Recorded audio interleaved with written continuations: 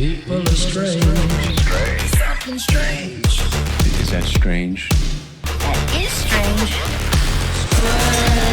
That is strange. Wow, that is strange. This is strange. And welcome back to another episode of Strange Sauna Flex. We just had another helicopter crash, or did we? That's what's all over the news. We're seeing video footage of this thing just spiraling down into the Hudson River. We have the stock market rebound after Trump puts this 90-day delay on the tariffs, and everybody's calling for insider trading here. What say you, Flex? What say you?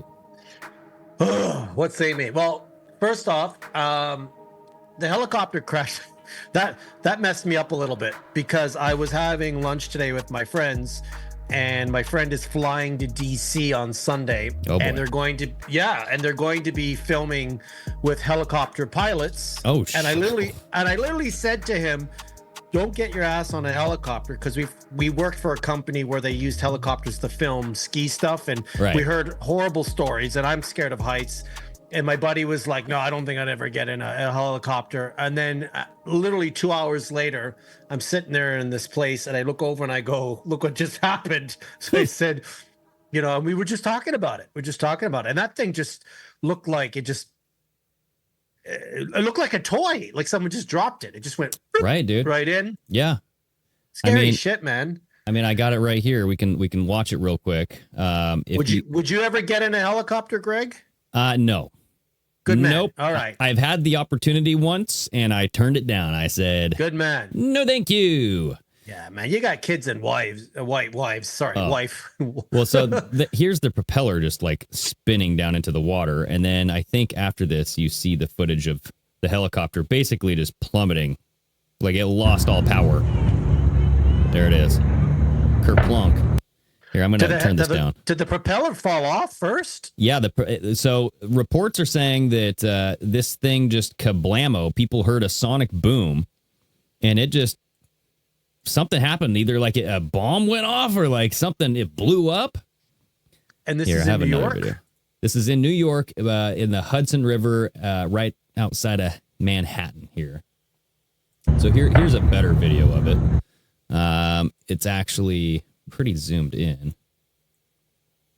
So as this thing's I didn't even see that. So here we go. Oh no, that's it there. Okay, sorry. Yeah, so you can literally see it's upside down. Holy shit. I think you see like just pieces of it kind of blowing in the air. Like that's not like that shouldn't happen. Right. So anyway, you were talking about this with your buddy right before this happened, right? So that's freaky deaky, dude.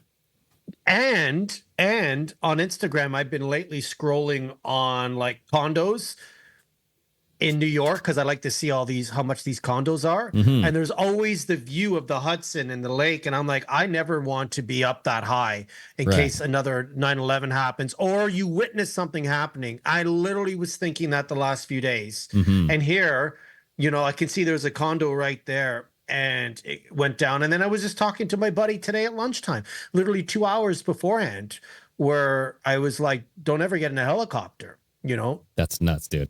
Because my buddy employs me for work. So I said, if you go, I'm done. That's all I care about. It's all about the money, honey. Talking turkey, Jack. Well, no. So, and you also, and the reason why I opened it up, like, did this actually happen or did people actually die? Because, you see these things like the FF term. And this is what you called out right away here is 3 adults, 3 children. So 33 put together, right? I mean, why not just 6 total? You have to call out the 3 children, I guess, makes it a little bit more emotional in the story. Yeah, but it's just right. So here, my question on this, Greg, is, are actual people dying, or are they having these things happen? No one actually dies and they just need to put out the number 33, or is it, I mean, what is it now? April something. Is it a sacrifice month? Is there a blue moon? Is there a full moon? So, I mean, a full moon's coming. But I know Donut actually was he brought up the dates and, April 9th, April 10th. there's something that happens between the 8th and the 10th. I don't know if it was like the Ala Mantra workings or something like that. There's something related to I saw Crowley. that. Yeah, I saw that too, and I'm just kind of like. But I do Oh, think that people died. I think that people die in these things as sacrifices. I think you need the life to be sucked out of somebody in order to garner this, whatever. It's like real life sacrifices. You know what I mean? Yeah. I agree. And I kind of thought like maybe it's not just because they have to just do something, but then they're not getting what they want out of it. And what they want out of it is either it's a ritual or a sacrifice or both, you know. And in this case, like I can't believe I was just talking about this today. And I'm sitting there in the insurance place looking at my phone, and the lady was looking at me, and I kind of looked over decks like this, and I'm like, you're never getting, she heard me say it. I said, you're never getting on one of these. And she says, what happened? I said, some helicopter I thought it was New York, because they said the Hudson just fell out of the sky.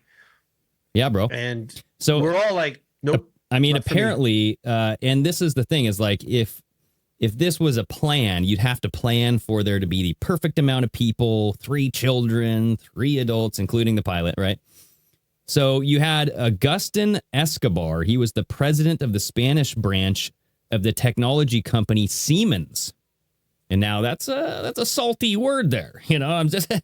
A little salty Siemens, and a little sticky. But they're like a technology company. You've seen like Siemens elevators. They have like a bunch of random stuff that they do, right? Yeah, they're a big company.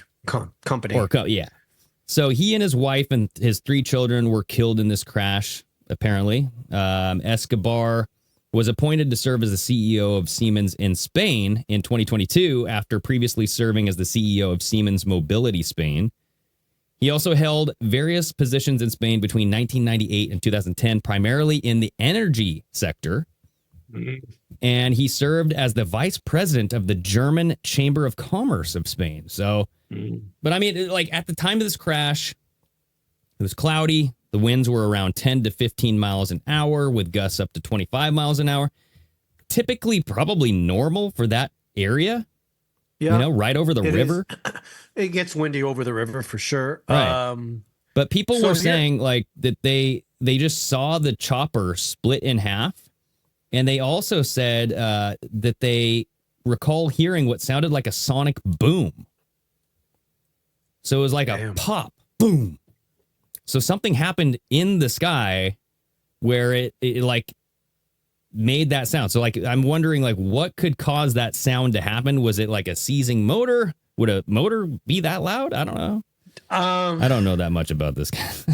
Well, yeah, no, neither do I. But just looking at the footage, like things were falling down into the water first. So like did the propeller come off or did the rotor? Because remember the rotor is what steers you, and I can't tell what falls into the water first. So I believe the whole body of it fell over here first, and then right here this arrow is pointing out the propeller just slowly God, I didn't see that. Slowly falling down into the water, right? Is that real? That looks so dude, because right here, this is where, as you can see, this is the main chunk of the. It blew into several chunks, but I mean, obviously, you see the large part of it fly into the. Oh right God. There. But damn, what's dude, going on? And it's always the helicopters. You know what I mean? The helicopter before the Super Bowl. It's just and I look at it as this because I'm still very torn on what happened to Malaysia 370, right? Flight 370, and just like the Titanic, you know, if they can create something and say, oh, we can do this, and this with one catastrophic event, they will. So I'm getting to my point here. So the Malaysia 370, there were 5 guys on there that had a patent to a very technological and advanced microchip. You know, for microchips, right? Yeah. And out of the 5 people that had those patents, 4 were on that plane and they all died. I got to call out your word for patent is patent. I like it. Patent. Did I say patent it? I mean, you have been, but it's They cool. did. It's cool. Patent it. You know. Listen, I'm Canadian. I can say what the hell Exactly. I want. Nobody You got a can little find me. syrup on your upper lip. You know. Patent Patent it. Ugh. Patent. Yeah, But out of those 5 people that had the patent, the 4 of them were on that plane and died, and the last one was a Rockefeller. Oh, damn, bro. And it was a massive, worth billions of dollars technology. So now when you're telling me about this guy on the plane, obviously if they want to get rid of somebody, they're not going to get rid of the kids. But the more connections this dude has, I'm just like, down the road, are we going to find out he had a patent to something, or was he a witness to something? Well, think about it. If you get rid of his wife and his kids, there goes the legacy. There goes the hand-me-down money, you know, like whatever inheritance, right? Yeah. So I don't think this guy had anything in the pipeline, but who knows? He was in the business for a long freaking time, dude. Maybe he was coming up with something.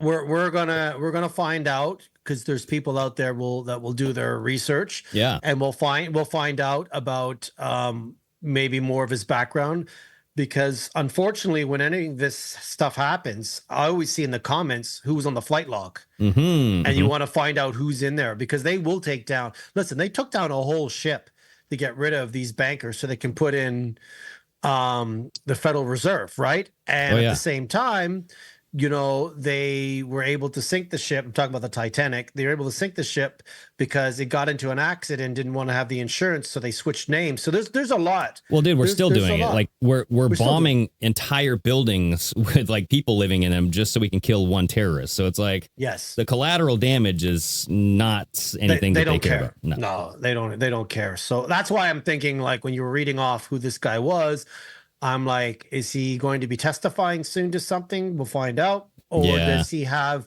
something where they wanted, like you said, get rid of him? Then the legacy goes with him.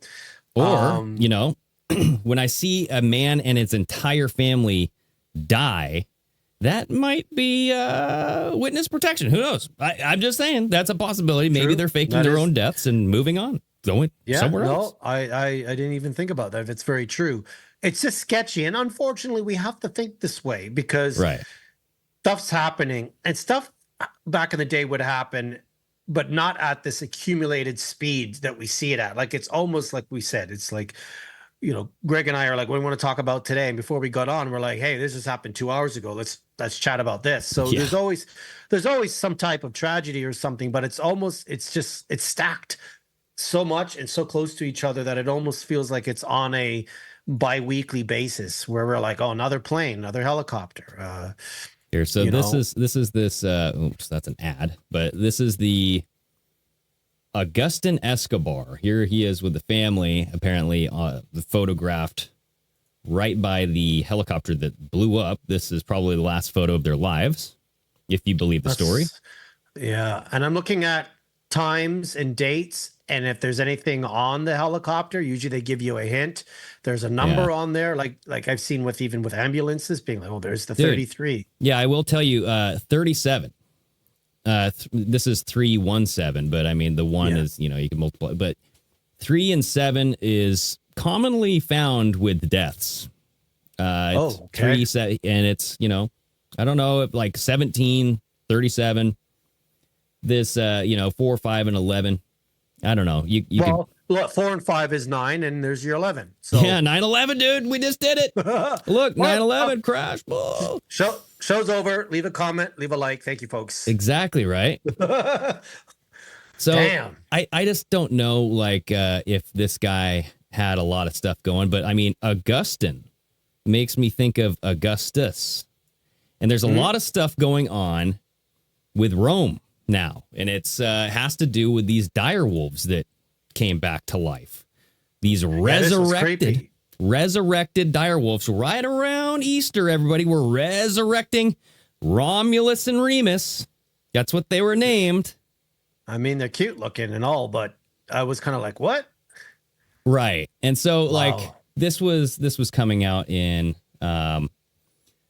Colossal Biosciences. This is the brand or the company that I guess brought these things back. Now there's some controversy with this. Here is the direwolf howl.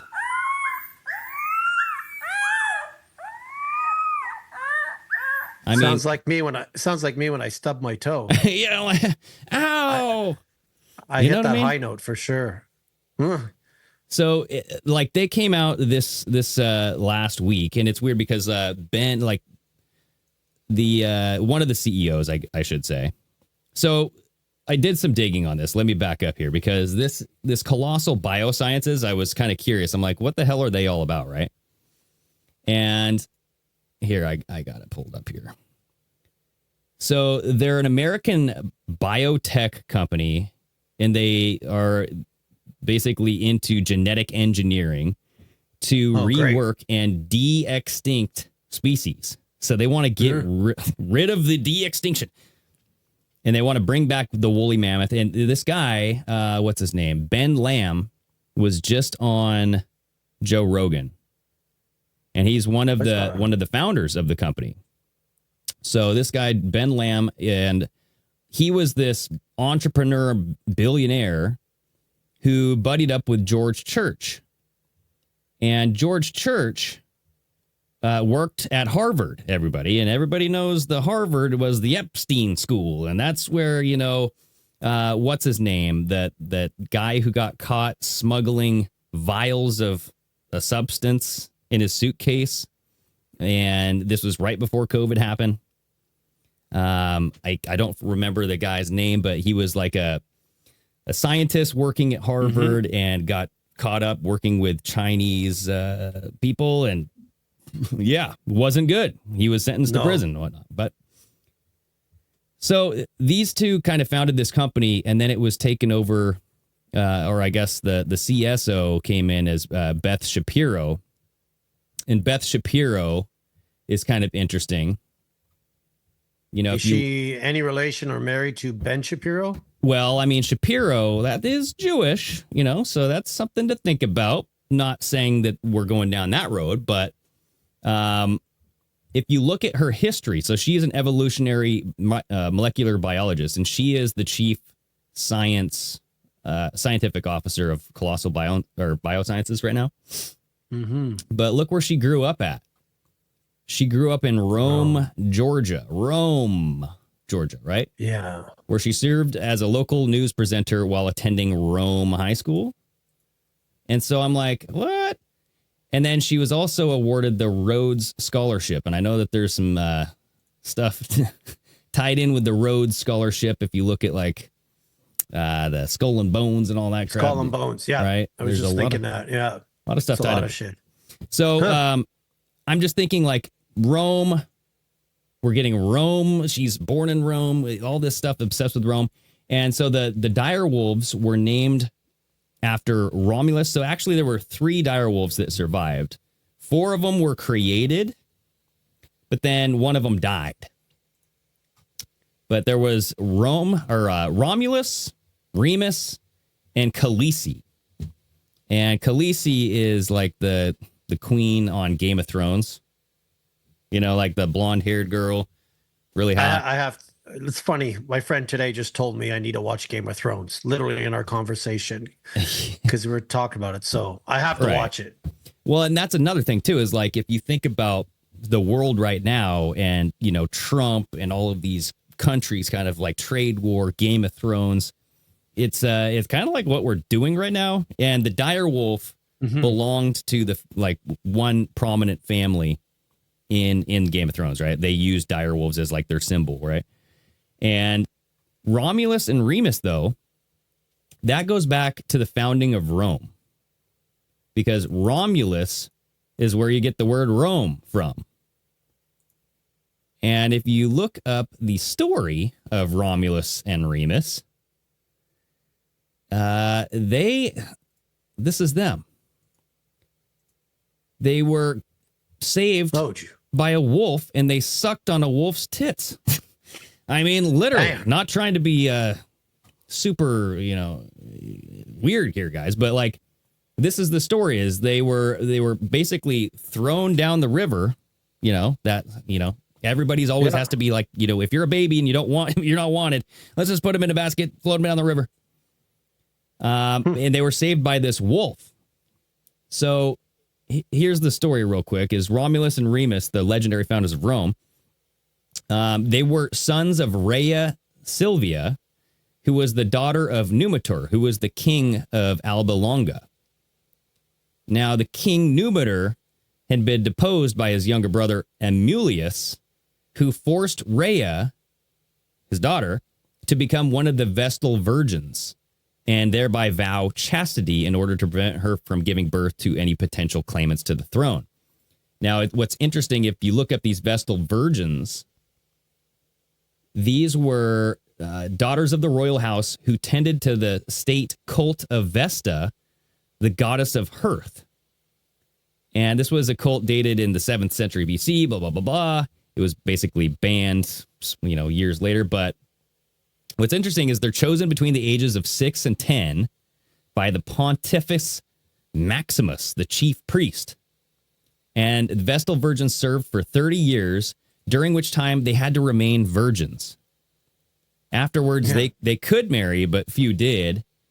Now, look at this, though. Blah, blah, blah, blah, blah, blah. So they lived in the house of the Vestal virgins, blah, blah, blah. This was a temple. Their duties included tending to the perpetual fire in the temple of Vesta, keeping their vow of chastity, fetching water from the sacred spring. Let's see. Oh, right here. So failure to attend to their duties was punished by a beating, violation of the vow of chastity. So if you had a baby, if you had sex, and you violated this vow of chastity, you were buried alive because the blood of the Vestal virgin could not be spilled. And so if you look back here, if you go back to the story, so Rhea was one of these Vestal virgins, and she became pregnant with twins. Uh-oh. Like a magical conception, the immaculate conception with twins. And look who the father was. Mars, the war god. So she was impregnated by a god who gave birth to these twins, and one of those twins founded Rome. Became the first king of Rome. And so Mars, who talks about Mars all the time, Flex? Who wants to go occupy Mars? Let me think here. Elon Tusk. Yeah. Mr. Elon Muskie Tusky. And he talks about Rome all the time, right? He said right here, America is the new Rome. This is back in November. He's basically retweeting America, this guy who says America was founded to be the true successor of ancient Rome. And he's showing all these similarities of ancient Rome, United States, ancient Rome, United States, right? The Senate, the Congress, all this stuff. And so we're getting this kind of, there's a lot of overlap here, right? Mars creating the founder of Rome. And so if we look at this, so Amulus, this was the brother of the king, ordered that the infants to be drowned in the Tiber River. But they were put into a trough and then floated down the river. And they came to a rest at the site of future Rome near this Ficus Ruminalis, which is the sacred fig tree of historical times. There, a she-wolf and a woodpecker, both, they suckled and fed them until they were found by herdsmen, right? But the she-wolf and the woodpecker are also sacred to Mars. That's what this is saying. This is Britannica. Like, why a woodpecker? Sorry, I'm just kind of like Woody. It's such an obscure animal. I was like, all right, woodpecker. I know. Not like an eagle or a lion or a woodpecker. All right. Whatever. I mean, that's what Mars likes. Maybe. Who knows? The wolf. I don't know that. And the woodpecker. The wolves, yeah. Wolves are cool, but woodpecker, I don't know, man. Right, but that's where this picture comes from. It's like. Right. Or this statue, I should say, is because this is the embodiment of what founded Rome. Because if these children died, Rome would not exist. You know what I mean? Well, that's it. Right. And so they like gave homage to this wolf. They loved this wolf that was provided to them by Mars, seemingly so, right? So their mom was killed and buried alive? No, so And then their mom, I don't know. Because, I mean, she became pregnant with them, so maybe she was buried alive. And she was a that's Vestal a no-no. Right? According to them, that's a no-no. So, and I doubt they had the witness protection back then. So exactly. So these Romulus and Remus sucked on this wolf's tits for a while, and then they were found by this herdsman Fastulus.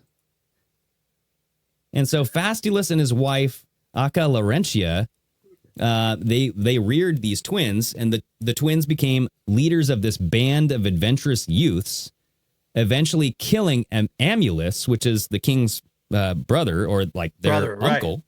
Their uncle, right? Yeah. And they restored their grandfather to the throne. They subsequently founded a town on the site where they had been saved. When Romulus built a city wall, Remus jumped over it and was killed by his brother. So Romulus, the founder of Rome, killed his own brother. Almost kind of like a Cain and Abel type thing, right? Kind of like Cain and Abel, dude. And man, they had such cool names. How did they go from those names to Greg, Jay, Dave? I mean, you know, and I've said this before, Remus sounds like a sexual disease. You know what I mean? Like, oh, I got a Remus. Maybe not that name. Maybe that name. You know what I mean? Like Remus is a little, that kind of sounds something anal, you know? So Romulus, as the sole survivor here now, he consolidated his power and the city was named after him, Rome. He increased its population. So check this out, dude. This is where it gets interesting, if it wasn't interesting already. So he increased its population by offering asylum to fugitives and exiles. He invited the neighboring Sabines to a festival and abducted their women. So he stole their women. The women married their captors and intervened to prevent the Sabines from seizing the city. In accordance with a treaty drawn up between the two peoples, Romulus accepted the Sabine king Titus Tatius as his co-ruler. That's a cool name. Yo, bro, I'm TT, Titus Tapulus. Yeah, double T. That's what I mean, double T. Well, tit and a tat. Well, that's where it comes from. No, I don't know. That. Well, that probably could be tit for tat. I'll go for that. So that actually apparently, I mean, to get Rome to grow, he invited the Sabine people and stole their women. And then he said the Sabine king Titus Tatius could be his co-ruler. But Titus Tatius's earliest death left Romulus as the sole king once again. And after a long rule, he mysteriously disappeared in a storm. Right? The calm before the storm. Storm. We hear storm all the time, right? Now listen to this. Believing that he had been changed into a god, the Romans worshipped him as the deity Quirinus. Right? So cute. Yeah, that's not a cool name. Sorry, Quirinus. Okay. Go upstairs, bud. Go upstairs, bud. Go. All right. Cutting that out. This is where it's interesting, though. I mean, because like you have all of this stuff as a storm, and then you have the Romans worshipped him as Quirinus. Oh, I didn't even pick up on that. And so we're talking about the storm. The storm is upon us. Rome, Romulus mysteriously disappeared into this storm and was changed into a god.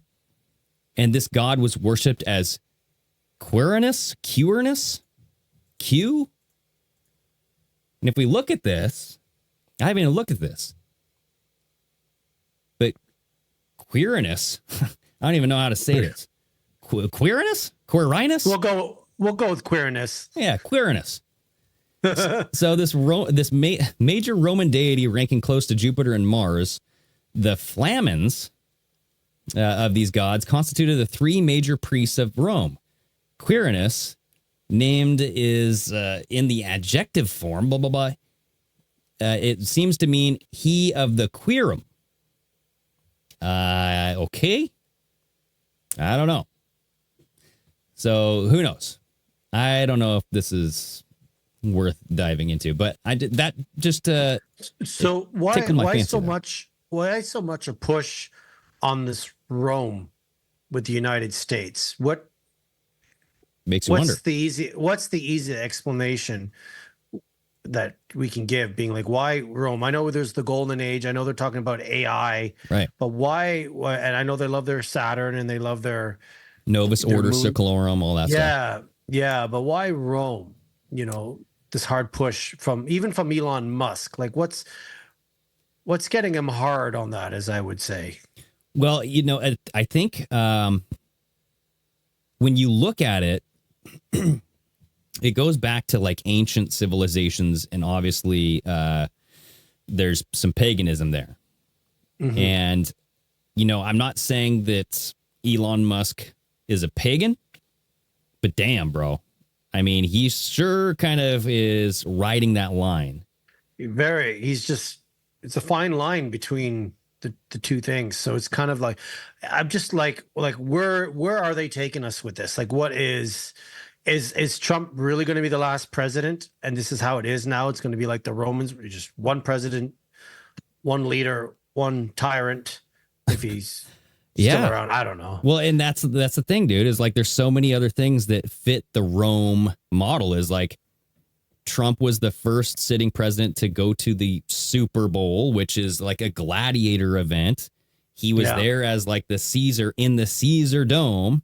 Yeah. Right. His inauguration. Elon Musk did the Roman salute. You know what I mean? Yeah. Wow, like I can't still believe people think that wasn't. He did it twice. Okay. Yeah. So I'm just saying, like, there's so much to do with Rome, and I don't know what it all involves. And like, this might go back to what kind of Donut talks about, where there's a lot of push for Jewish people, like, to be at the fault of things, right? And it's like, it's obviously being pushed in an algorithm on X, where they want you to get into this idea that Israel is to blame for a lot of things. Now, do we unnecessarily fund them and provide them weapons so they can bomb and kill people? Yes. Have they been influencing politicians for many, many years in the United States? Yes. Have they been a part of everything? Yeah, Hollywood, music, sports, politicians, CEOs, media, like right. But I would argue everything. Yeah, I would argue that Donut is kind of onto something here when he's saying that it's almost like he's saying this. I don't want to put words in his mouth or speak for him, but it's almost like Israel is becoming the fall guy. You know, like how Hollywood is set up so that way they can be like, oh, look at these pedos. Yeah. And, like, I feel like that's the same thing with Israel, is they're doing this because the real people in charge of all of this, no one knows who they are, what they are, and all this stuff, right? No. And so when you're looking at like ancient the Vatican, that kind of power, I feel like that is who's really at the core of this like deep state worldwide. You know what I mean? Yeah. There's people that we will never know, and we think like the 13 bloodlines, it could even be someone above them. And I remember Trump one time when in his first term, when he was talking about the COVID and all this stuff and the pharmaceutical companies, and he goes, I don't want to make certain people angry because there's people out there that I don't even know. Right.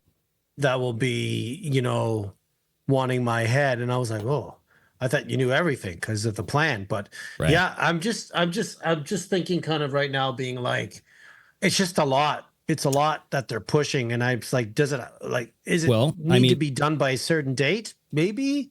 Well, I mean, the Israel influence is definitely like Candace Owens just had Ian Carroll on, right? Yeah. And we were chatting about it, and you're like, hey, we should check this out, and it was very clear that they are really focusing in on Israel, and I do think that needs to be exposed, but it's like, is somebody influencing Israel? Does it stop there? Does the buck stop at Israel? Or is it like somebody else like funding and funneling everything through that state to go somewhere else? You know what I mean? Mm-hmm. And likewise, you sent a video of Anomaly talking about Tim Pool, who admitted he had to come out and admit that like he had a secret roundtable meeting with Netanyahu. Yeah. I was like, what? Right. And he got outed because their code of conduct is you can't say who's been in this meeting.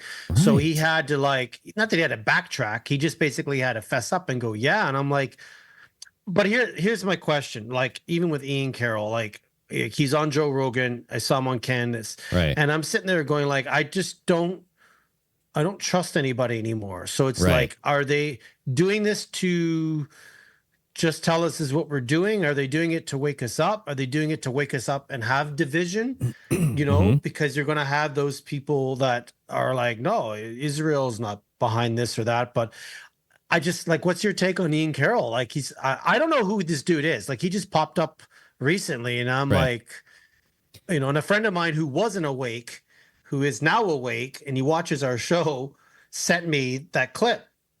And he says everything that you've been saying about Trump being like, hey, because he's a Trump supporter. The clip that I sent you, that 1 hour clip. Oh, yeah. Okay. Of Ian Carroll. Right. He sent that to me, but he also in the text message was like, this is stuff that you've been talking about on your show. And I'm like, yeah, like you can't really hide the connections, but he just came out of nowhere. And it's like, I feel like anyone that's on Rogan is controlled to some degree and maybe a form of opposition. I don't know. I just for sure, see Rogan how much he's changed. Yeah. Everyone's changed. I think, all these people that didn't like Trump are not liking Trump. People say Rogan's like not controlled. He's controlled. He's definitely like, you can look at him as a gatekeeper, right? Because he is allowing people to come on, and that changes the Overton window. And the Overton window is what you're allowed to talk about, what you do think about. Like, he's getting ideas out into the ether, and with certain ideas, and it's not just like Ian Carroll, because that, they didn't really even focus on Israel all that much, but it's one of those things where I've seen Ian Carroll's videos many, many years ago. Like the mustache guy, he was focusing on like food in the grocery store and stocks and all this stuff, right? Yeah. And then he just kind of started really focusing on conspiracies. And then he started doing long form format on Rumble, and I started watching him there. And then he kind of just blew up. Like he might have just hit a wave, talking about the Diddy stuff. And then it's just, I could see how that could happen because it's happened to me. Like not that I'm just not that big, dude. Like, I'm just saying, like, with the Pardon My American podcast, that just blew up out of nowhere. And we were just putting out videos, doing our shit. Yeah. Right? Yeah. And then, like, our podcast got pulled from the internet. Our YouTube channel got pulled. We got demonetized everywhere. Like, we had to pay a penalty, whereas it seems like some of these people... Some people didn't. Don't. They didn't. Right? They didn't. Joe Rogan didn't. Nino didn't. X22. I haven't listened to X22 in a while. Well, he remained on YouTube months after everybody else was pulled off. And I remember him saying, I don't even know how I'm still on here. And I'm like, well, it's because you are a gatekeeper. You are allowing the discourse and you're serving a purpose, right? Yeah. And I feel that Israel allows certain amount of information to get out about them. Maybe. I watched a video where this guy was breaking down being like, anything we've said, anything you see on TV or in the media, it's not by mistake. Like That's true. They curate all this quite well. And That's a good point. Then every time I look at the videos, I'll read the comment and within the first 5 comments, it's like Israel, save Israel for last. And I'm like, okay. I mean, that's something that we've all been talking about. What does that mean? But more and more now, I'm just seeing this whole, you can't talk about them. You can't praise them, but you can't criticize them. Right. And how many of these people are bought and owned? Like, sorry, Rogan's worth $100 million just from Spotify. You're bought and owned. You can't make that kind of money unless you're bought and owned somehow. I'm still waiting. Like, I'm waiting for someone to buy me out, and I'll surely flip teams. Sorry, folks. And I'll do it for 10 million. I'll do it for $1 million.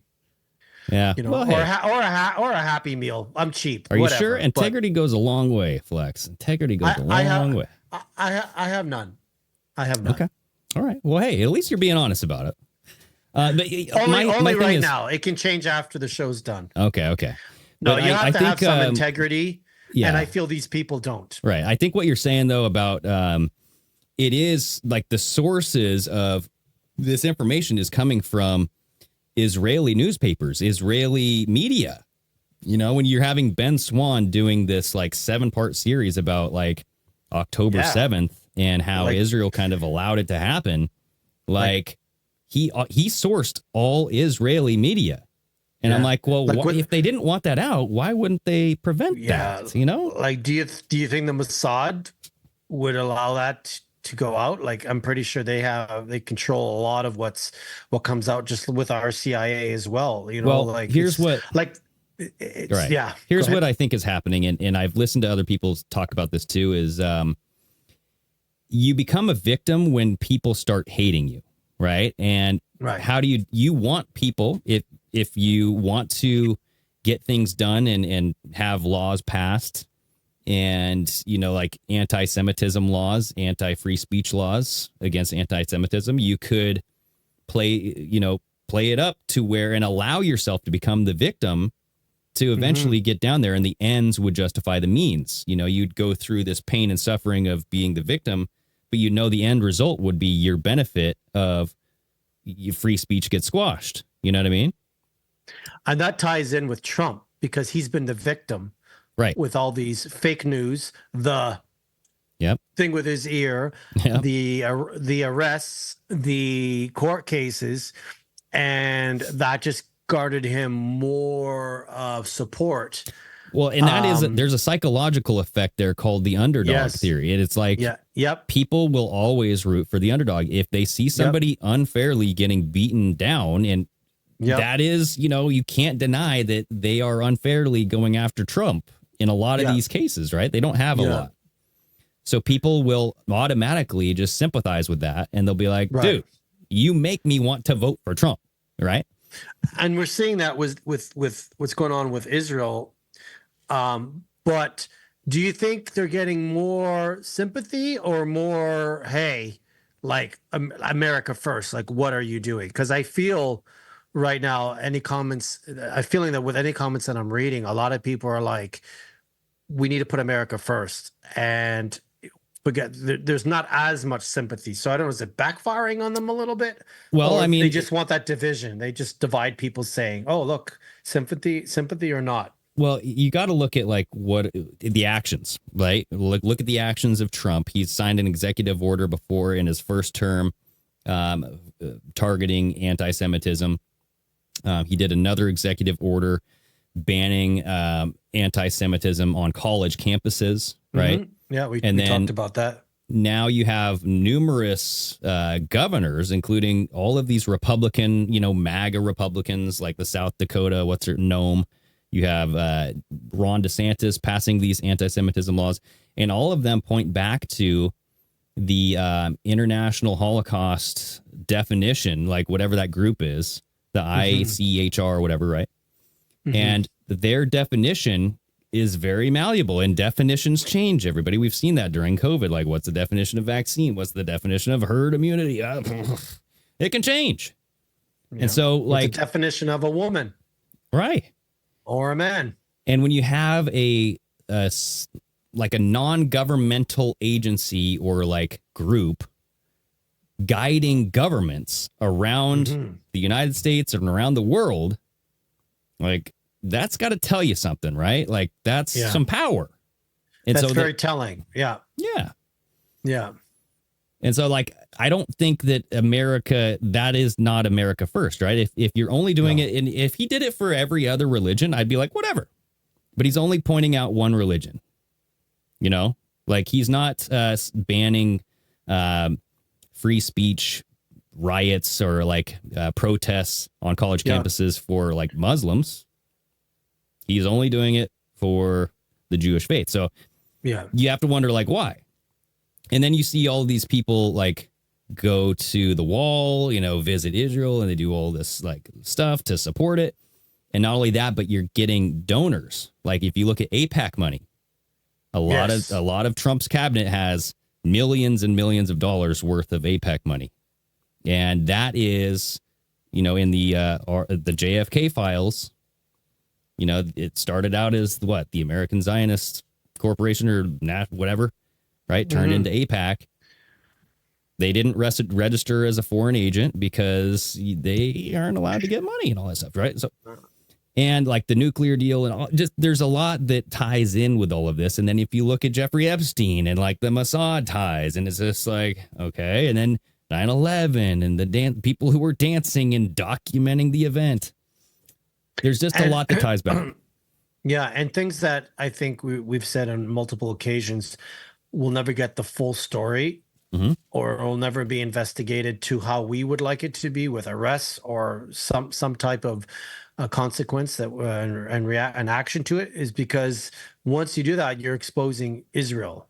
So it's like you're propping them up and protecting them, but at the same time, you're telling us you're going to tell us the JFK and 9/11 and any other stuff that's attached to the hip, Epstein, and it's like it's so weird. Like you're protecting them, and then you're telling us this other stuff, and we know for this stuff to be front and centered and investigated, you can't protect them anymore. So is it going to switch at some point? And that's what I mean. How is Trump going to defend the rollout of the COVID jab, right? Like, how can you possibly investigate that to the extent that it needs to be done, with the injuries and all this stuff?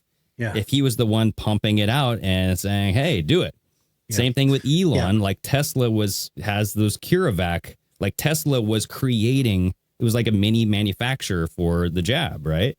And the National Guard was out there pushing the jab into people's arms. It's like, what? We want the National Guard to take over now? And like, what? Yeah. So like my thing is going back to Rome. I think that Elon Musk's higher loyalty is Rome. He wants America to become Rome. He frickin' proved it with his frickin' Rome salute. That's why he was so happy. He thinks that to me, it looks like Trump is the new Caesar.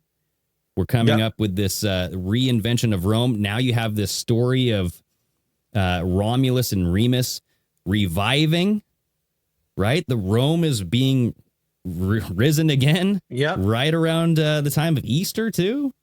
And like all of this stuff is really aligning. And then like, who created Romulus? Mars is something that Elon Musk is obsessed with. It's just like everything is tying together here. Yeah, no, it really is. And it's kind of like, I think on the surface level, unless people watch shows like this, it goes right over their head, because we talked about last week how the human race is not superior at all. Like things are sorry, it's not. Things go right over our head. We just don't look into things even when it's right in front of us. So unless you do your research and you understand all this, people just don't see that. They just see it as, Elon's just acting weird. Well, they're very naive. But it's also the other way too, because I still listen to some Q stuff, right? And I do it as a way to gauge where they're at. Now I'm going, you're allowing yourself to essentially be vulnerable, because you're putting everything down and you're putting all your chips in the basket of Trump, right? And so everything that he does has to be for a reason that will eventually benefit you and this country. That's the way that they see it. Now, when it comes to funding countries who are killing many people, right? And then in bombing Yemen, and then we're talking about bombing or using drone strikes against the cartel. That just came out today. And it's like, dude, he was the anti-war candidate. And now he's like, he was literally caught on camera, like talking shit about Biden bombing Yemen, saying he could just resolve that with a phone call. And he bombed Yemen. I'm like, bro. That's interesting, because I was thinking that over the weekend, being like, this is the guy that got like 3 Nobel Peace Prize awards in his first term. And that's why I feel like the Trump that was in 2017, that first run, Different. was the real dude. And I go, this is not, I know people get, they lose weight and, stuff happens to them, but I'm like, his agenda changed very fast and very quickly. And it's things like that where I'm like, hey, like you were the president that was stopping wars. He was like, I can have the Ukraine war stopped in 24 hours. And it's like, Still going, bro. right? Like, And so don't say that shit. Right. And that's the stuff that like you'll never hear on like an X-22 or like Jordan say, like you'll never hear the, hey, I like what he's doing here, but like you guys got to watch out for this and this stuff that Trump's doing too. Like, where is the balance? You know what I mean? Like there's just no balance there. I find it very, very strange that the whole assassination attempt has not been talked about. Yeah. There's been no stories on the gentleman that supposedly did and got shot. There's been no investigation on the second shooter. There has been no investigation as why this happened. Forget whether you believe the dude got hit by a bullet or not, but it's just disappeared like COVID, like the miracle medicine. It's not talked about. And I'm like, if you're not going to talk about that, which just happened, in July? Yeah. Then I'm looking at it being like, then you use that as political gain to get support, and none of it was real because you don't want to talk about it. Like, how the government doesn't want to talk about 9/11 because they know they were involved. So why? It's the same thing. It's just like they don't really want to talk about any of this. Well, not only that, but like people cannot see that, if they can't reconcile the fact that he had an assassination attempt once. And it was in July, and it was while he was running for president. And I'm like, but why has this never happened before now? Like when the hate was really ramped up. Because I remember back in 2016 after he won, like I'm like, he's gonna get killed. Yeah, I thought like for sure that's when he was hated the most. And I'm like, where were the attempts back then? And I'm just saying, like, you guys, if they really wanted him to be taken out, he would have been taken out. He wouldn't even have been like allowed to go through with the candidacy. And I find the news is not doing so many hit pieces on Trump as they used to. They'll talk about the tariffs, they'll talk about things, but I'm not seeing it like it was in his first term and when he said the what got stolen. And I feel like, I'm not saying the media is on his side, but I feel they've pulled back a little bit on that.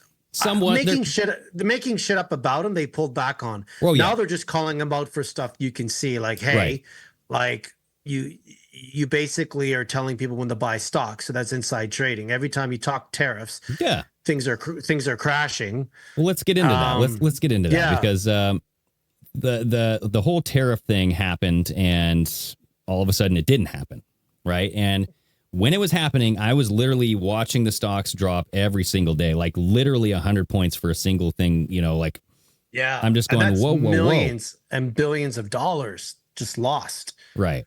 And so I like this video that you sent because right before he paused this tariff thing, he put something out on his Truth Social saying, now's a great time to buy, everybody. And then 3 hours later, no, let's put a pause on this, a 90-day pause, right? And then what did the stocks do? Boom, boom, boom, boom. Skyrocketed. Not skyrocket, but I mean, they went up, right? And they're probably still going up. So let's watch this video real quick here. Breaking news, because Trump just announced a pause on all non-Chinese tariffs, and he told the world literally right before he did it. Hopefully you were paying attention, because right after he announced it, the market started ripping. In classic Trump fashion, he gave the entire world the insider information. Because at 9:37 in the morning, he tweeted, quote unquote, "This is a great time to buy." Then, just 3 hours later at 1:18 p.m., he announced the tariff pause. So congrats to all those who either held steady or even bought the dip.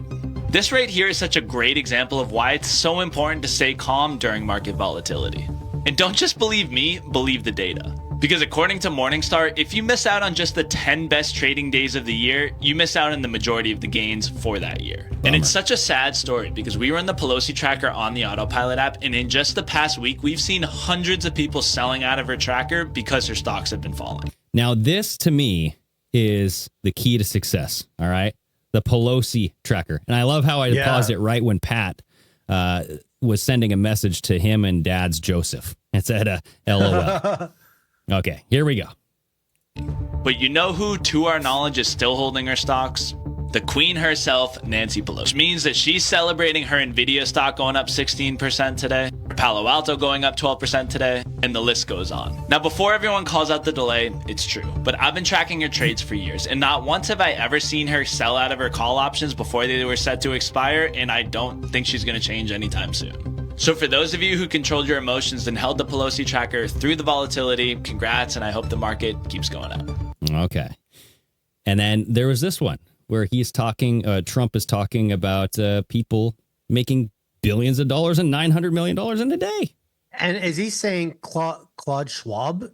Claude Schwab in that video? Charles Schwab? I don't know. Oh, Charles Schwab. Okay, Yeah. Schwab. Okay. There we go. Something, but Schwab, anal Schwab. Breaking news. Oops, that was the wrong video. Here we go. We'll go back up here. Charles Schwab.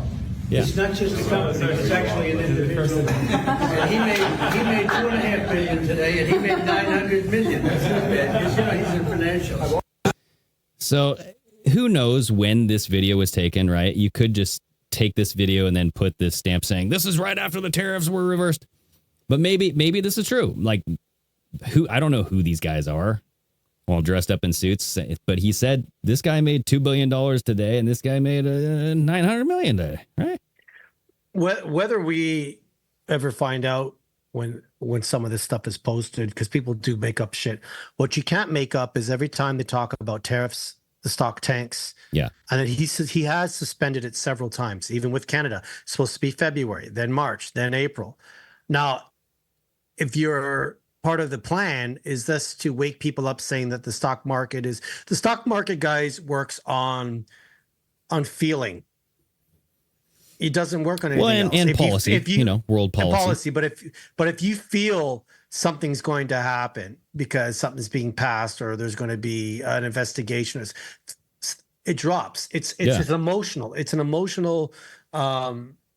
What's the word I'm looking for? It's basically it's an emotional ride. Like you just sit there going like, oh, I feel it should go down today. And I don't know if he's trying to expose that it's fake because it is. Right. Like the money that's being circulated, we did a whole episode on that. It's fake. And it's like, are you trying to wake people up or are you trying to tank the economy slowly so you can bring in the digital dollar? Well, not only that, but like everyone should know by now that if the stock market is dropping, that should be a good time to buy. Because I was literally thinking that before he even said anything. I was thinking like, dang, dude, too bad I wasn't like more into the stock market because now would be a good time to buy some stuff up. Right? We don't have strange sauna on the stock market yet?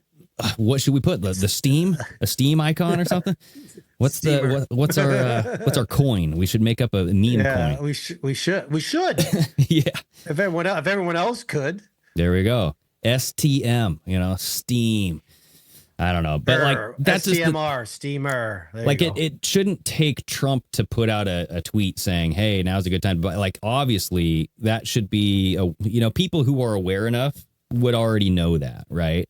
And so what I think he's doing is he's people who buy into the stock market at low prices and then they can sell later at a higher price, that helps them, right?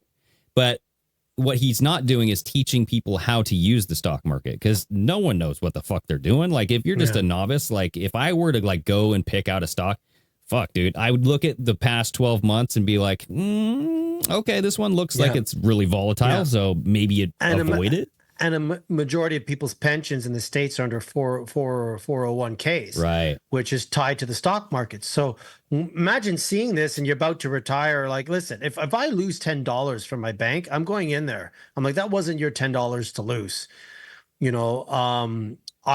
when there was the 2008 stock market crash, I was in a low risk mutual fund. I lost $79,000. I never got that money back. Yeah. So I took the rest of the money out, and I'm like, I'm not even putting this in mutual funds, you know, and they still took their 2% commission rate. And that's when I kind of woke up a little bit being like, wow, all right, you bailed out everybody else and everyone lost money. So there are people losing money right now in their 401ks. And it's like, and because people aren't versed, like you said, Greg, on how it works and to be patient or whatever, it's just causing panic.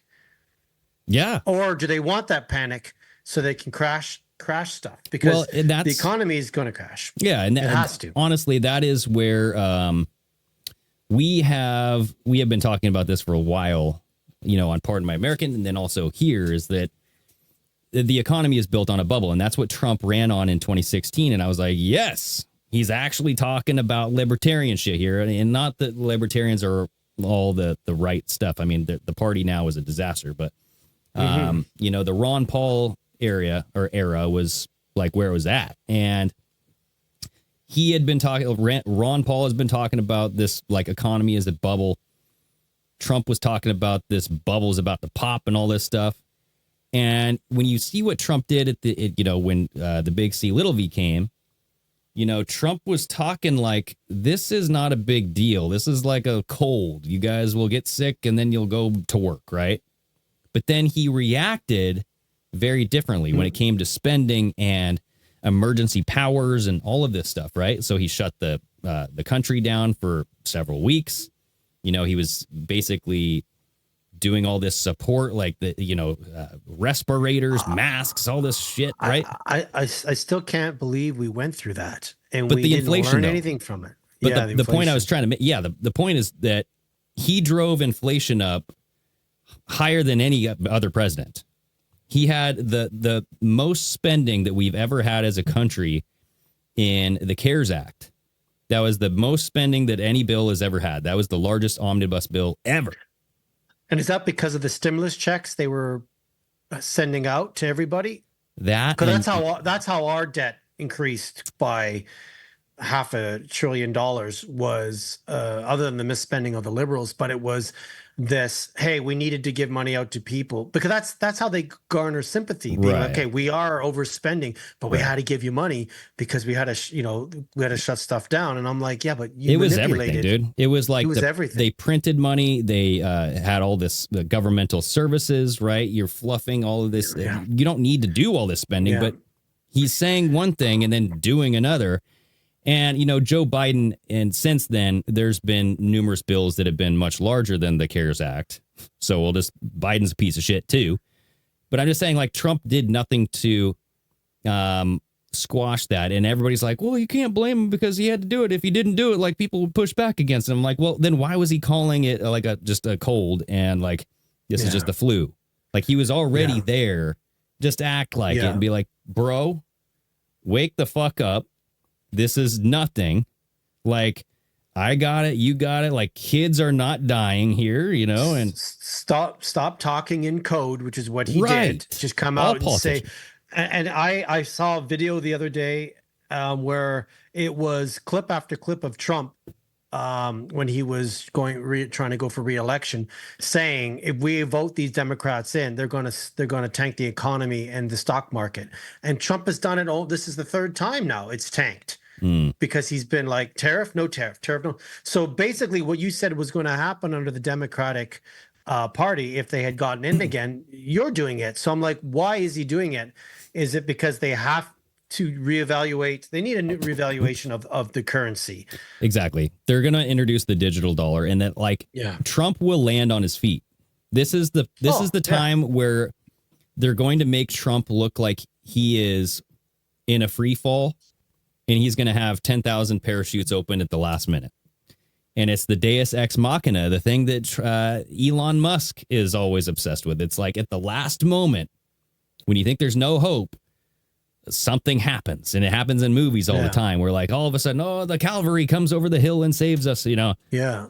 So it's that type of thing that and I think that's on purpose to make it. But why not have it crash under Biden and then he comes in as the hero, where now he's doing it And there's been protests. There's protests all over the world about Trump's tariffs with the countries. And I'm like, it's not making him look good, but he's at the same time, he's trying to do something good. It's how do you get patriots to buy into a digital currency?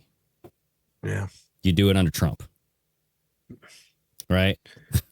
Because, I mean, many years ago, when we were talking about a central bank digital currency under Biden, people and patriots, Alex Jones, all this. I'm not saying Alex Jones is like 100% patriot, but they're saying, look, no, we're not doing this digital, the tracking and the surveillance. And now it's okay because Trump's attending a Bitcoin conference and he wants to introduce like digital currency. Yeah. Right. And I remember seeing a video of Trump saying, if you know who invented crypto, you wouldn't be, you would change your mind on it. You'd be like, nah, it's not for me. And now it's like, you know, it's like a 180 turn without a massive explanation. It's just like, oh, okay, you changed your mind on this. Oh, you're into crypto now. Because years ago, you were like, if you knew who actually invented crypto, you know, it's not a good thing. That's my worst Trump impersonation. But he was just like, you would invest in it. And I'm just kind of like, all right. So, well, remember this here. Listen to what Trump says here. Join me live on Twitter Spaces at 8 p.m. this September 16th for the launch of World Liberty Financial. We're embracing the future with crypto and leaving the slow and outdated big banks behind. So I'm just like, wait, what? We're embracing crypto, leaving the big banks behind. Okay. We got to do something about the big banks, right? Yeah, like completely opposite of what he said years ago. Like the same way where you had JD Vance and even had Joe Rogan, you know, weren't Trump supporters, and Elon Musk. It's like a 180 flip on everything, you know, and it's very murky. Like it's very hard to figure out. Is this why? This reduce the cost of virtually all goods and services. It'll make the United States a manufacturing superpower and the world capital of artificial intelligence and crypto. So the United States is going to be the world power of artificial intelligence, crypto, and manufacturing. It's a complete 180 to what he had said years ago, where he's like, if you knew who invented it, you wouldn't want to touch it. And I'll find that video. It's somewhere. And I was just like, oh. Didn't he say that like Russia invented it as like a scam? That might have been it too. I think, yeah. That's what I thought he said. I specifically remember watching a video a while back because I have a friend who's very well versed in crypto. He's made good money. You know, he actually bought his condo with money he made with crypto. I'm like, wow, you actually bought your place with crypto money. And I'm purposely dumb to it because I don't trust the system. I'm waiting to see what all happens before I invest in something and anything. But I do agree. Right. It's the same thing Trump has done with the mRNA AI vaccine that they're coming out with. It's to get people to trust it again. Mm-hmm. So if you didn't want to trust the digital dollar under Biden, you'll trust it under Trump now. So exactly, it's this bait and switch kind of thing. And he's saying that we're going to pay off all of our taxes, national debt with Bitcoin. He said, yesterday I signed an executive order officially creating our strategic Bitcoin reserve, and this will be the virtual Fort Knox for digital gold to be housed within the United States Treasury. Lots of big things. Mm-hmm.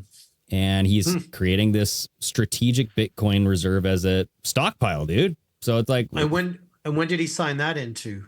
This was March like 20th-ish. Oh, so just recently. Yeah. Okay. Yeah, so...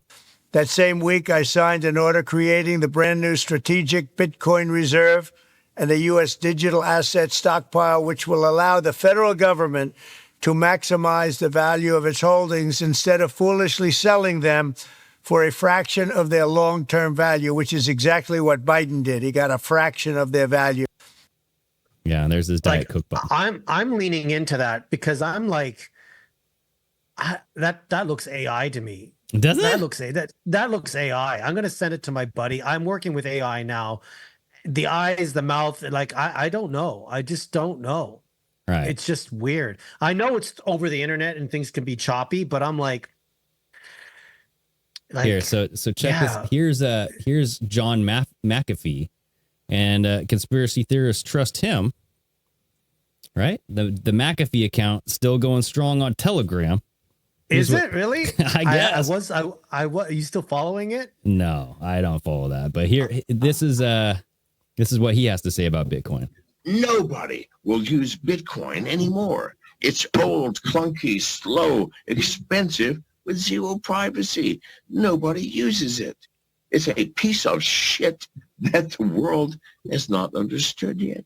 So, John, just to play devil's advocate, because I want to hear your thoughts on this. I mean, there's a lot of ways that they're trying to add more privacy features to Bitcoin, right? Are you shitting me? Are you shitting me? Yes, like there's a lot you can add to a Model T Ford to make it a fucking space rocket. Good God, wake up, my friend. No, it's stupid. Fucking please, God. You look like a man with a brain. You know better than this. You fucking know better. John, I agree with you on the need for privacy. I mean, it's just not a reality. Not just privacy. Privacy. Show me how the fuck you put a smart contract on the Bitcoin blockchain. Impossible. Well, what use is the goddamn blockchain without a smart contract? Everybody has a smart contract except Bitcoin. What about a distributed application? No, you can't put dApps. Smart contracts there. You can't put dApps on a. Please, God, please wake the fuck up. If you actually believe Bitcoin is worth more than 5 cents, then please explain that to me. Okay, so he's obviously that's funny. Very passionate man. He reminds me of me when I did my 11-minute rant. Do you know how many people reached out to me and were like, that rant was the rant of rants? And I'm like, yeah, because I was saying the same thing. Like, please wake the fuck up. Just do some research. You know, especially with Bitcoin, it's not that hard to find stuff on it and to do research. And I'm like, it's just not adding up. But well, and it's just like, how did it get injected into this, side stream? People, started doing it on the side. It became like this kind of it wasn't a big thing. And then it just suddenly grew over many, many years. And I get the whole digital transition, but yeah, like everything is auditable. How do you like Doge? How do you solve all of this government overspending, this government overreach, and like all of these missing transactions, the black budget? How do you resolve that? You have a blockchain with digital transaction and a complete audit trail. It just makes sense that that's going to be their solution, is like the digital currency will resolve all of this. It's full transparency. That's what people want, right? And I guarantee you, they will say no more income tax, but this is what you have to do. They're going to give you hey, you can make almost your full pay or very close to it, but you have to sign up for this. And I guarantee you, everyone will. Everyone will. I could see it coming. You've heard it here first, folks. I guarantee you, the only way you can convince people to do it, other than forcing them, is come out with the fact that, hey, we're going to get rid of tax. That might be the way that they first introduce it, and then they incentivize people to transition into it, because over time, it's just going to be a straight up digital currency. Like, we're getting rid of cash, and people have been pointing this out, that we look like Germany right before World War II. And they're kind of comparing Trump to Hitler that way. Not that like he's a fascist, sexist, and all this. It's more like he is in the same leadership role as Hitler was. And, we first introduced tariffs. Like, the first thing that happens before a war is the tariff war, right? Yeah. And like, that's, that could go either way. I'm not saying that that's definitely going to lead to a hot kinetic war, but like the thing is like, I think that Trump is going to always land on his feet. We've always talked about this, where he seems to slip on a banana peel and lands on his feet 10 out of 10 times. But he has to be that savior. He has to be the mark. You made him a mark, and he's not. He's going to do things that will question all of us. I mean, obviously, Greg and I are questioning stuff. But yeah, he won't. I mean, unless they've got stuff on him and he's just playing a role, and maybe part of the plan is Trump's in on the, I'm going far deep here because we're always thinking about the plan and people being actors and who do they have stuff on. Maybe he turns on Elon Musk. I mean, like WrestleMania is in 2 weeks, so maybe that's going to be one of the main events. Trump turns on Elon Musk, and there you go, and America's saved and exposed. But no, I'm thinking that where I could see this going, honestly, is that he's going to look like he's supporting Israel a lot. You have all this anti-Semitism being spread on X because they want to implement anti-Semitism rules and laws and regulations on X and social media. That's what's going to happen. So don't fall into the trap, everybody, and start spreading anti-Semitism because they're going to come after you. And this is how they do it, is they allow you, they open up the funnels. They did the same thing with conspiracies and YouTube, everybody. Like, everybody started talking about Q, and then they just banned everybody talking about Q. So think about this. Yeah. They're going to ban you for talking about Jews. And then Trump will make it look like, oh, blah, blah, blah, we're buddy-buddy. And then something is going to happen, I feel like. And when the fallout happens with Israel, that is when the banks will collapse on our end. And maybe worldwide. And I'm not saying that Israel controls the banks, but I mean, you got some heavy families involved there, right? I mean, you have a lot of bankers that are Jewish, right, and CEOs. But that doesn't mean that Israel is controlling. I'm just saying, like, there's some like holes in this theory. But that is when the transition to digital currency will be. You either get it or you don't have money. Right. And that might come in 3.5 years from when Trump got in, right? Just right around like the tribulation. I don't know. Just saying. Might be a time where you have to get a mark to get some currency going, Yeah, well, that's where I draw the line. I will not sell my soul for the mark. Yes. But I will for a Happy Meal, as I said earlier today. That's true. Nice, good. Yeah. Dirty cheeseburger. Yep. Good shit. To be led into the club, you know what I mean? That good old that club that Tim Pool seems to be in. So yeah, I want to be in those secret meetings. Like, what the heck? Exactly. What the heck? This private roundtable. Let's play this clip really quick, and then we can get out of here. Because this was an interesting clip from Anomaly, and I like Anomaly a lot. So here we go. After a leak in the press, Tim Pool was forced to admit that he was upset his private meeting with Netanyahu and a few other influencers was made public. Last night I wasn't here. I got late word that I was invited to a private roundtable meeting with Prime Minister Benjamin Netanyahu. It was under what's called Chatham House rules. For those that are not familiar, this means that you cannot reveal anybody who attended, nor attribute anything to any one individual, as they can deny it, and they would. However, what I love about what the White House is currently doing, when you bring together a bunch of influencers and podcasters who don't know much about journalism culture, whatever you want to call it, not that we respect it tremendously, most people didn't know what Chatham House meant. So, with all due respect. But Tim Pool's upset that the same secret society-esque rules that places like the Bilderberg meeting use were...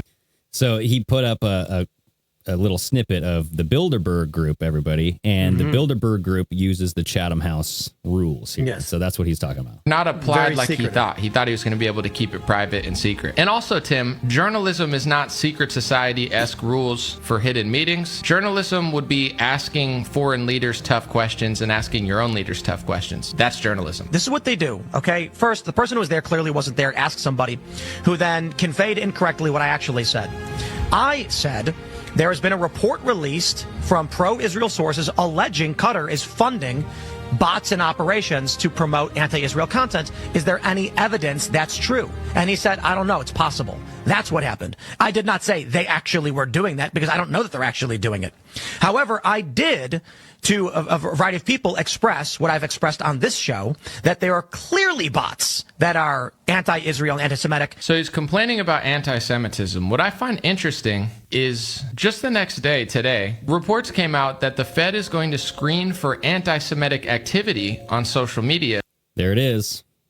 There it is. He's making my point for me. I haven't even watched this part of the video. Yeah. So that's what's happening, people. You see feds to screen for anti-Semitic activity on social media to block immigrant benefits. What? To block immigrant benefits. This European-style internet policing is what Republicans claim to disagree with. And for those who think it's just happening to non-citizens, they're wrong. The same definition of anti-Semitism, the IHRA definition, is being forced onto universities into multiple states. Over half of the states in America have adopted it, and almost every single Republican. So he has, sorry to keep on pausing it, everybody, but he has on the screen here, Arkansas governor adopts IHRA definition of anti-Semitism. Georgia governor signs bill codifying IHRA definition of anti-Semitism into state law. Trump signs order against anti-Semitism at colleges, worrying free speech advocates. And then Ron DeSantis signs a bill that takes aim at anti-Semitism. So every like Republican MAGA state too is kind of doing this. Not every state, but I mean, there's a lot of them. State. The interesting thing about the Oh, yeah. Go ahead. No, I'm just thinking, so are they purposely trying to protect Israel for when I think that they're, for when something happens, that they have something in place that when it does turn on them, they'll be like, hey, let the governments handle this. Don't attack these people. I'm trying to think of why they're trying to protect Israel. But we're also thinking down the road that something will happen and will expose them. So, like, why give them all this protection now? Is it because they know down the road something will happen and we need to make sure people don't? They have to put laws into place that when we do find out that the Israeli government has done this and the Israeli people are good people, but not the government. I mean, that's if it ever comes out, you know, and like the writing on the wall is that all of these rules and regulations and confining and limiting the speech is going to squash all of that information from coming out. That's why you had Pam Bondi delaying the release of the Epstein file. They're still kind of not really. Haven't heard it. What's Cash Patel been doing? Like, bro, where you at? Right. And then what are you doing? And then there's like still JFK files being released and all this stuff, you know. And yeah, there was some like ties to Israel in there. And there was like clear evidence of Israel being blocked out, like they redacted the whole page, right? But there was other things in there too. Yeah, like they're really putting stuff in place. But if it's part of what we're thinking that down the road it might be exposed and they'll turn on Israel, like remember we were saying, if that does happen, is it like are they preparing ahead of time to make sure that, you know, they're saying the Israeli people are good, but the people who run the country aren't. I'm prepared to accept that I could be completely wrong and that we would never turn on Israel. And then this whole thing is that whole idea of save Israel for last and they're going to turn on Israel is a ploy to suck people in to do nothing. I'm completely admitting that is a possibility. Right. We don't have to finish the rest of his video. He was just going to talk about the IHRA definition and you know what's interesting is I followed this guy back in 2020, 2021. Anomaly? And then he started, and he was called Dreamer before. He had a different name. Dream Rare. Mm-hmm. And then he started talking and questioning Trump, and I didn't like that, and I stopped following him. Okay. And it's funny now how now I follow him again because I'm like, so I like for those that don't understand, both Greg and I were in that boat where we're like, oh, there is the plan. There is something going on. This is not adding up. Mm-hmm. Oh, they did steal this. They did that, but this is, you know, and all this and that and that. Trump will be back in 3 months. That wasn't the case. And we've seen now both sides. we're on the other side. So I actually followed him. Then I unfollowed him because I was like, don't speak bad of him. Like, what are you talking about? He's going to save us all. Well, not only that, but I can see both sides now more clearer. I'll just say that because like I understand the pro-Trump side because anything that's not the pro-Trump side right now is freaking ridiculous and needs to go far left woke shit. Yeah. Right. And so like when that, you know, is your only option left, then you're going, okay, well, what else are we doing here? And you got to look at like what the media is pointing out. And there are some good things that maybe he's doing, right? Like let's lower the tax rate on certain things. I don't honestly, if you're looking at, you know, the executive orders that he's signing, I do like the energy independence. I do like bringing manufacturing back here because I think that we need that as a strong nation. Yeah, for sure. I don't know how long it's going to take to get that implemented. And I'm like, you're only in here for 4 years, Trump. Like, getting all that stuff up and running is going to take you some time. And then if you can sign that stuff in with an executive order, whoever comes in behind you can just get rid of it with an executive order. So we got to do something about this, right? That's just ridiculous. Unless you're the last president. Right. Exactly. So there's last some president. There's some lore. And if you can play that last video where I said this is how you fix the problem with China. Oh yeah, guys, this is how you fix shit. Like I'm gonna mute. up. Like, I'm gonna mute this because there's like some music on here that might get a little banned. But hey. Yeah. Oh yeah, there we are. Which one's Trump? No, there's Trump right there in the black shorts. Oh, he's swinging. Oh, the black short guy's from Japan. So really, the American guy is Dan, I think Fry or whatever his name is. But yeah, I remember watching this live with friends, and I'm like, "What is going on here?" Fry but this is how beast. you fix the trade war. This is how you fix the trade war. Even though the other guy has the blonde hair, he's representing China. Okay. Ooh, that was a knee to the forehead, bro. You can't do that. And you can in Pride. In Pride, you were allowed to. Yeah, this is Pride, which basically was guys were allowed to be juiced up. It was basically run by the triad, the mafia. Some good old day shit. Dang, dude. Yeah, I don't condone violence, but USA. Yeah, that's it. That's it, dude. That's it. So. So we'll see. I mean, I think the whole Israel stuff is a laser focus. It's funneling in everybody to be corralled into somewhere. I just don't know if that's going to be the whole Save Israel for Last group, or if it's going to be you guys go in here because we are labeling you as anti-Semites group, right?